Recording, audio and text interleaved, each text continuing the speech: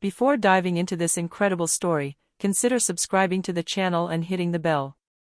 Every story here has something to say, and you won't want to miss a single one.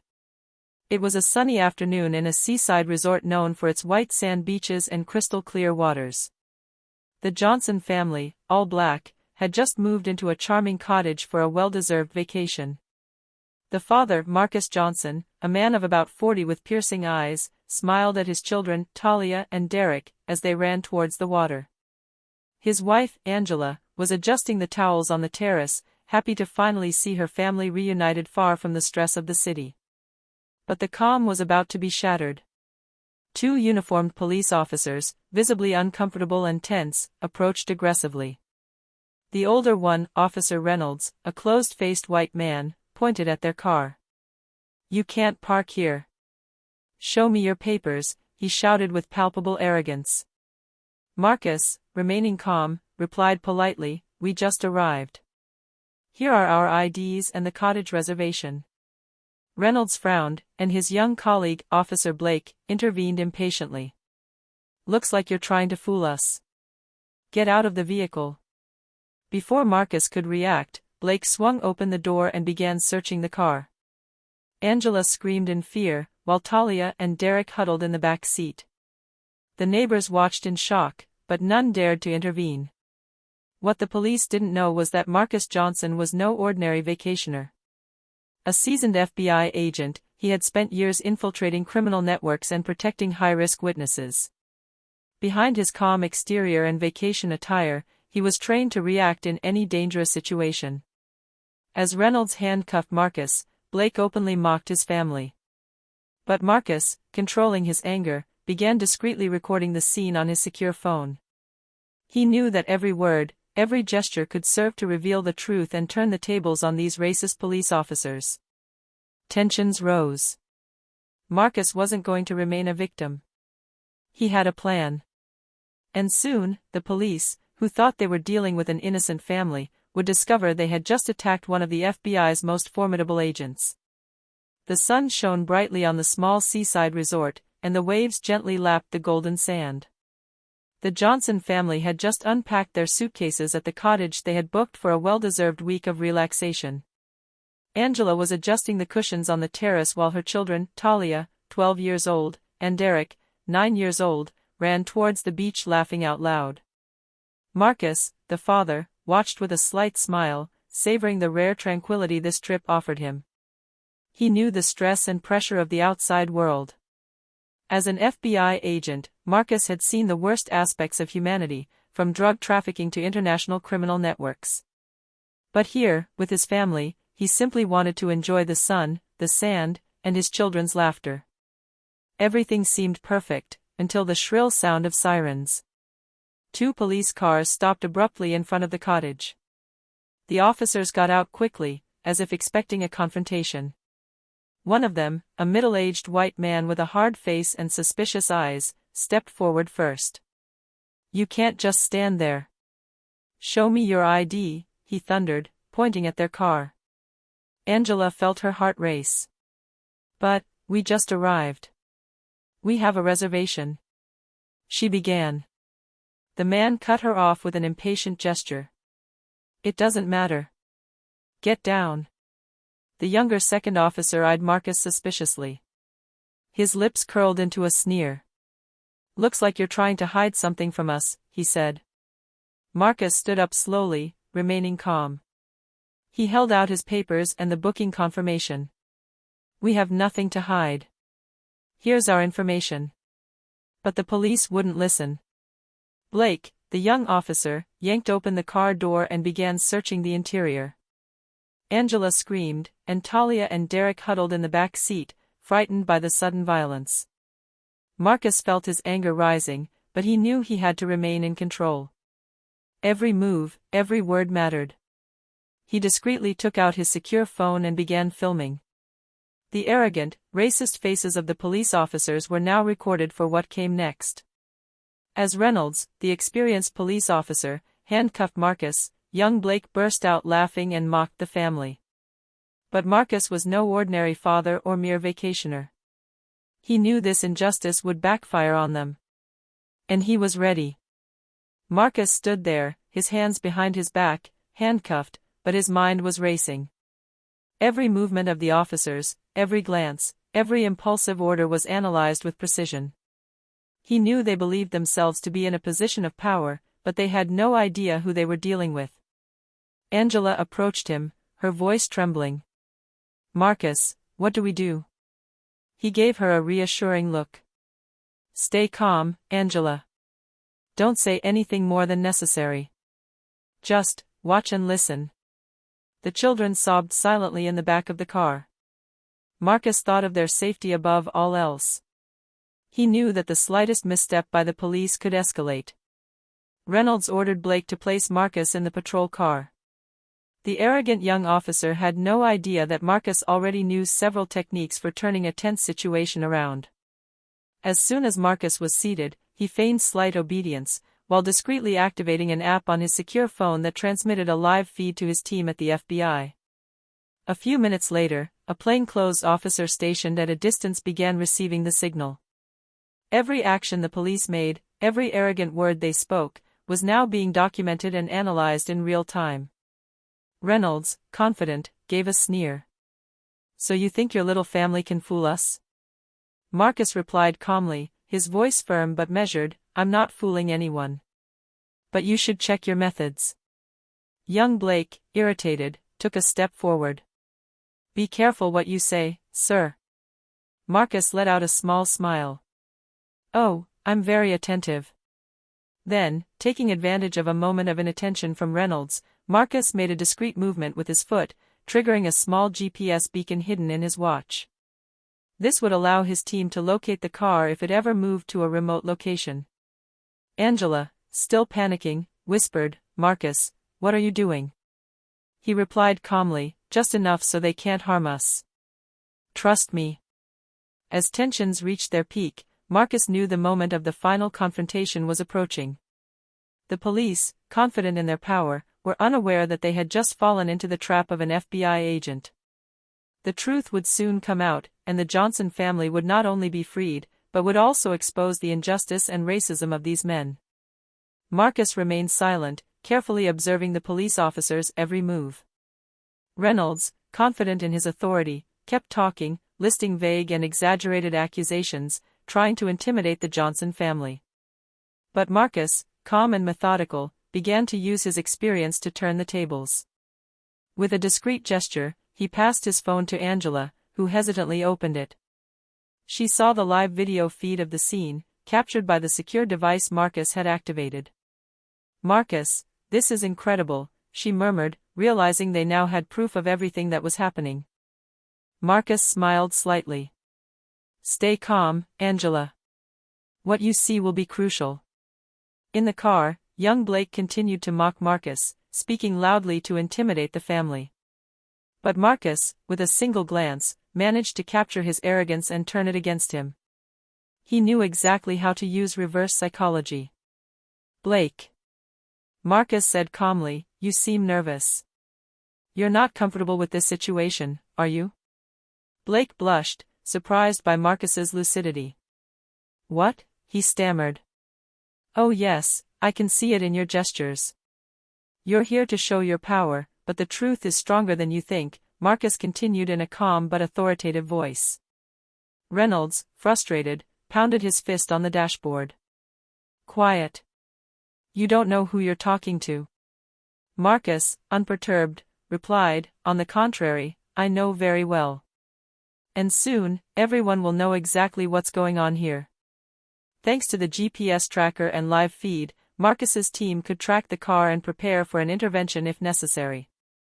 Marcus knew he didn't need physical force to regain control. Every word, every gesture, every silence could serve as a weapon. Angela, inspired by Marcus's self-control, straightened up and said, "Please, we just want to enjoy our vacation. Why go through all this?" Marcus placed a hand on Angela's shoulder, reassuring her. "Let them talk. Everything will be recorded. And when the truth comes out, they won't be able to deny what they did." Outside, the neighbors watched, intrigued. But Marcus knew the real battle wasn't right there in front of them. but in the impending revelation of the truth. The police believed they were in control, but they were actually trapped in the methodical calm of an FBI agent. Marcus sat in the patrol car, the officer's every move analyzed in detail. He knew he had to buy time and gather evidence before the situation escalated. The handcuffs were a hindrance, but not a hindrance.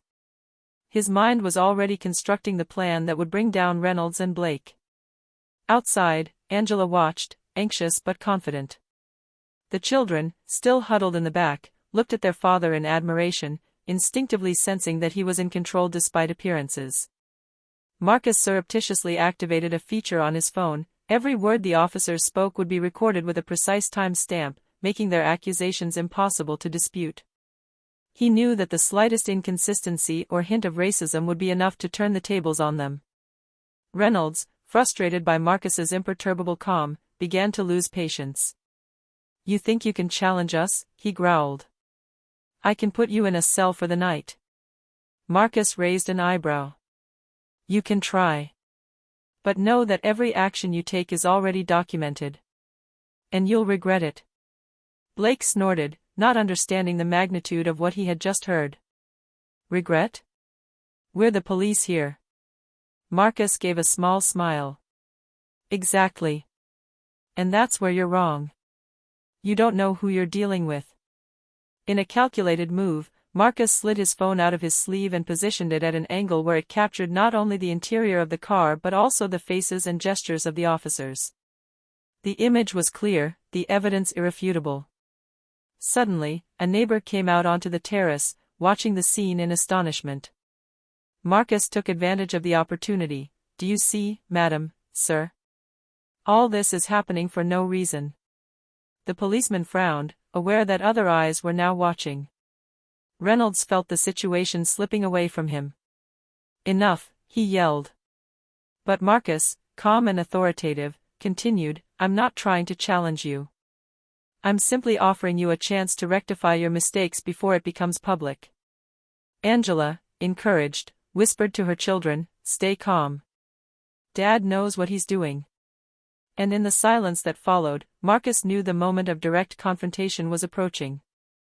The police were losing control, and soon the truth would come out. The Johnson family was no longer just victims, they were about to become instruments of justice. Marcus felt the tension rising inside the car. Reynolds, frustrated and irritated, was gradually losing his authority. Blake, meanwhile, displayed a wavering arrogance, as if his certainties were beginning to crumble. Marcus took a deep breath. He knew the best weapon wasn't force, but complete control of the situation. "Listen to me," he said, his voice firm but calm.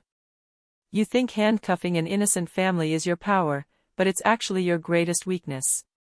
Blake burst out laughing nervously. "Oh, stop your threats." Marcus gave a small smile. "That's not a threat. It's a truth you can't change. Every move, every word, everything is being recorded. And trust me, anyone who sees this video will know exactly who's at fault." Angela watched her husband in admiration. Marcus had always been able to remain calm in the most dangerous situations, but now she saw exceptional control. The children, though trembling, were beginning to understand that their father was not just an ordinary man.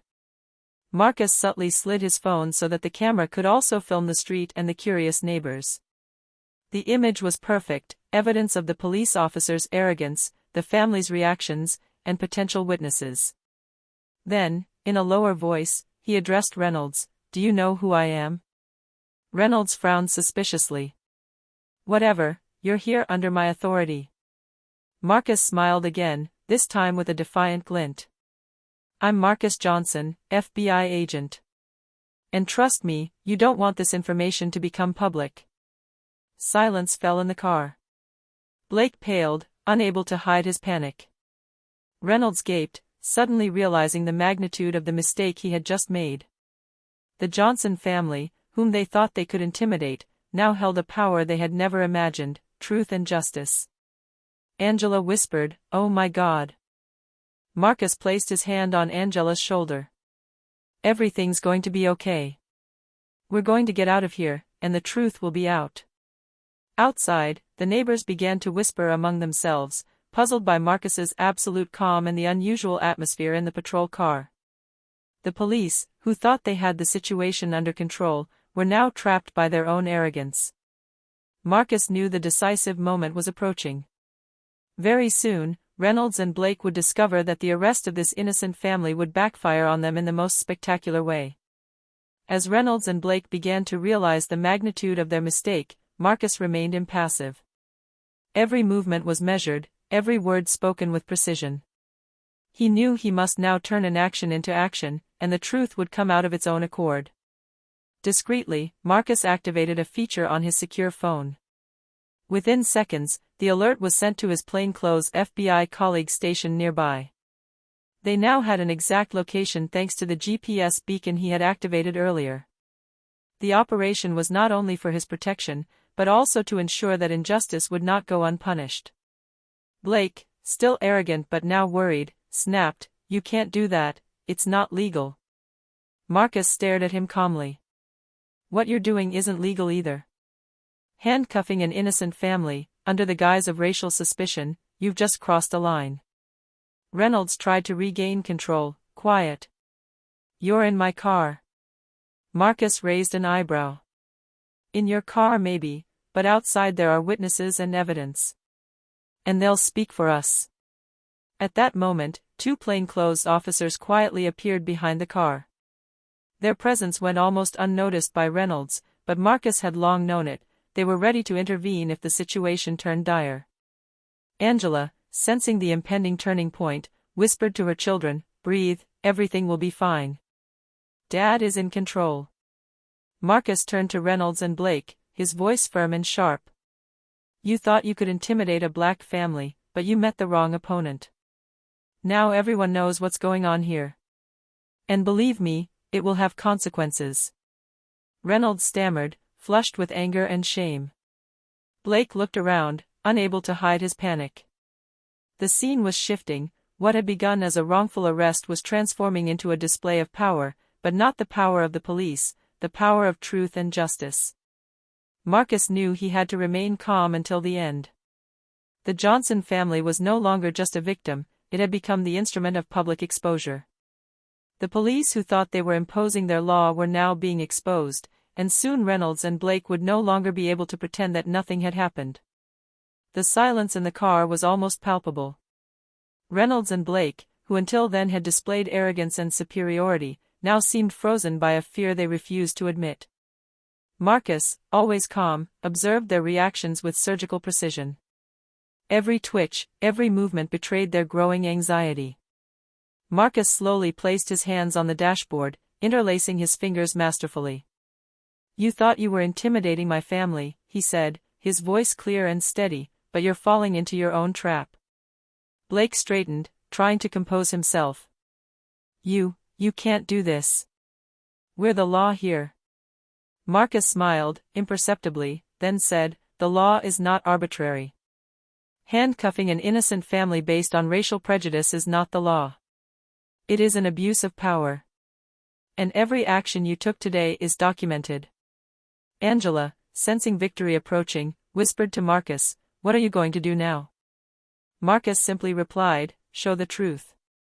He pulled out his phone and activated the live stream on a secure channel, accessible to members of his FBI team. Within seconds, Reynolds and Blake realized that the entire scene was being monitored not only by physical witnesses, but also by federal authorities. The weight of their arrogance had just crumbled. Reynolds, now red with shame, stammered, This can't be." Marcus, impassive, continued, "Yes, it's possible. And soon, the whole world will know what happened here. You arrested an innocent family for racial reasons, and you thought no one would find out." At that moment, two plainclothes officers appeared, officially revealing their presence to the police. One of them approached and said firmly, "Gentlemen, please follow us. There are questions to answer regarding your conduct." Blake and Reynolds looked at each other in panic. They finally realized that the control they thought they had over the situation was completely illusory. Marcus slowly stood up, untied, removing his handcuffs with impressive calm. His children, amazed, looked at him with admiration and relief. Marcus reached out to Angela. "It's over." Outside, the neighbors who had been watching the scene began to murmur, realizing the extent of the injustice that had just been exposed. What had begun as an unjust arrest would now become an example of justice and truth. The father who seemed like a mere victim had just become the agent of change, and Reynolds and Blake would soon learn that every action has its consequences. Marcus slowly got out of the patrol car, his hands still visible, a supreme calm emanating from him. The officers, Reynolds and Blake, were frozen, unable to hide their panic. The neighbors, now attentive to the scene, were moving closer, curious and shocked. Marcus took a deep breath before speaking, his voice resonating with authority. "I am Marcus Johnson, special agent with the FBI." A murmur rippled through the crowd. Faces turned toward him in disbelief. The police officers, on the other hand, were livid, realizing that all their arrogance and abuse of power had just collapsed.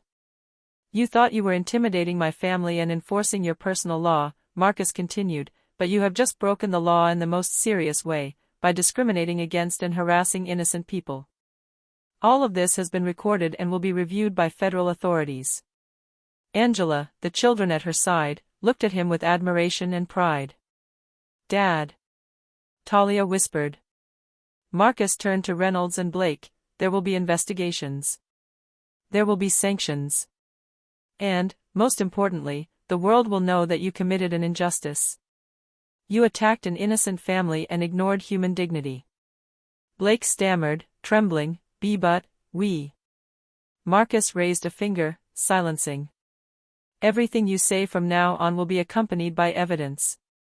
Every word, every gesture, every attack is recorded and will be used to bring justice." One of the plainclothes officers who had arrived with Marcus spoke. "Gentlemen, you are requested to follow us to answer for your conduct. Any obstruction will only aggravate your situation."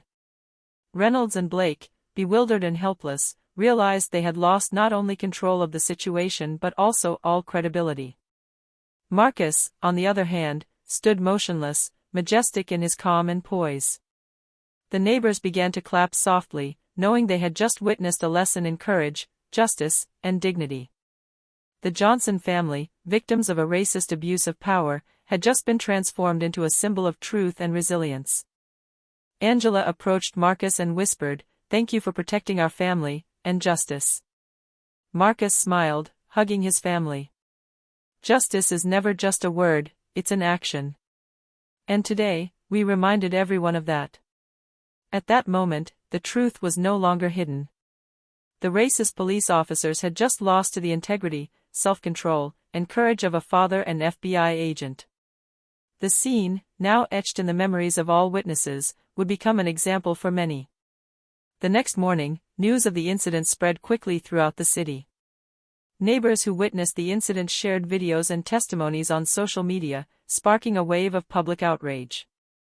Residents, shocked by the racist arrest of the Johnson family, demanded immediate answers and sanctions. At the police station, Reynolds and Blake were summoned by superiors and federal detectives to explain their conduct. Their clumsy excuses and attempts to minimize the facts were swept aside by the irrefutable evidence provided by Marcus. The video recordings, the live feed, and the testimony of neighbors formed a damning case. Marcus, with the help of his FBI colleagues, had already filed a formal complaint alleging abuse of power and racial discrimination. The case was quickly taken over by the Federal Bureau, and Reynolds and Blake were suspended from their duties pending the investigation. Angela, Talia, and Derek, relieved but still in shock, looked at Marcus in admiration. "Dad, you really made a difference," Angela whispered. Marcus placed his hand on his wife's shoulder. "Justice, Angela, isn't just about protecting our family. It's about making sure these acts don't go unpunished." The local and national press began to pick up on the story. The video of the arrest, showing Marcus's restraint and the police officer's arrogance, quickly made the rounds. Civil rights experts commented on the situation, emphasizing the importance of vigilance against abuse of power and discrimination. In the city, the Johnson family received support from the community. Neighbors came to congratulate them, some bringing flowers, others simply words of encouragement. The children, despite the fear of the day before, gradually regained their smiles, knowing that their father had not only protected their safety but also upheld justice. Reynolds and Blake, for their part, understood that their careers and reputations had been seriously compromised. The weight of their actions would not let go, and the lesson learned that day would haunt them for a long time. Marcus, for his part, knew this wasn't the end. Legal proceedings and investigations would continue, but for now, the family could breathe freely and enjoy a sense of justice served. A few weeks later, the Johnson family could finally breathe a sigh of relief. Federal investigations had confirmed Reynolds and Blake's abuses, and both officers were suspended indefinitely, their records forever scarred by the affair. Justice, patient but relentless, had prevailed. Marcus, always calm and thoughtful, watched his children play on the beach. Talia and Derek laughed aloud, free of the fear that had marked the first days of their vacation. Angela, at his side, placed her hand on his. "Not only did you protect our family, Marcus, but you also showed this town what true justice means." Marcus smiled, a quiet satisfaction in his eyes. "Justice isn't just a word, Angela. It's in every action, every decision, every truth revealed. Today, this family was heard. And that alone makes the world a little better." The press reported the story as an example of courage, self-control, and resilience. Videos of Marcus's arrest and public revelation went viral, inspiring other families who have suffered injustice to stand up for themselves and never give in to arrogance and discrimination. Neighbors and townspeople, who had witnessed the incident directly or indirectly, were now organizing initiatives to promote respect and equality. The Johnson family's story had become a symbol of strength and dignity, reminding everyone that injustice can never triumph over the truth. As for Reynolds and Blake, their careers were now in jeopardy. The legal and disciplinary proceedings would continue, but nothing could erase the public humiliation and the lesson learned: underestimating someone because of their skin color or family background can backfire spectacularly. Marcus hugged his family on the beach, the setting sun illuminating their faces. Fear and humiliation had been transformed into strength and victory. The Johnsons had not only survived injustice, but they had also reminded the world that courage, self-control, and truth were more powerful than any intimidation. And as the sea continued to roll gently over the sand, Marcus knew that justice was not just a one-off fight, but a way of life, a lesson he had just passed on to his children and the entire community.